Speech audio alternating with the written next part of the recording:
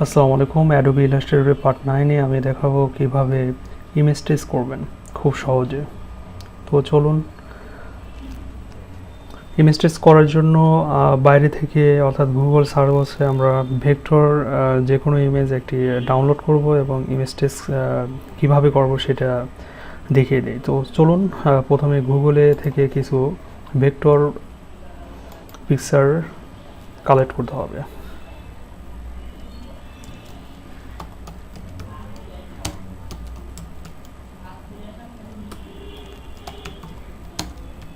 Cartoon vector image লিখে আমি search করব।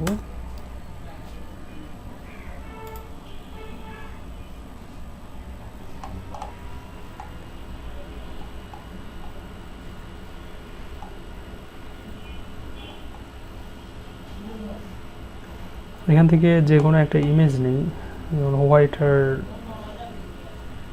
ব্ল্যাকে একটা ইমেজ নেব। এটাকে কপি করব, জাস্ট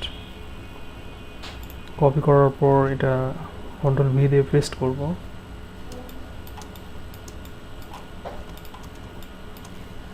তো এটা সিলেক্ট থাকা অবস্থায় উইন্ডো থেকে আমরা ইমেজ ট্রেস অপশনটা ক্লিক করব। ক্লিক করার পর অ্যাডভান্স যেটা অপশন রয়েছে এটাকে ক্লিক করব। ক্লিক করার পর আপনাকে যেটা করতে হবে, প্রিভিউতে যাবেন এবং ইগনোরে হোয়াইট দিবেন। হোয়াইট দেওয়ার পর দেখুন সম্পূর্ণ ব্যাকগ্রাউন্ড কিন্তু আলাদা হয়ে গেল। এখন যেটা করতে হবে, অবজেক্টে গিয়ে এক্সপ্যান্ড করবেন, ওকে দিবেন। ওকে দেওয়ার পর এটা আনগ্রুপ করব আমি।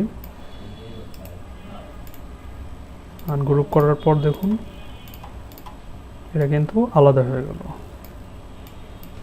সো আপনারা বুঝতে পেরেছেন এটি আলাদা করার জন্য আমি প্রথমে যেটা দেখিয়েছি এটা সেমভাবে যদি আপনি ট্রাই করেন অবশ্যই এভাবে করতে পারবেন।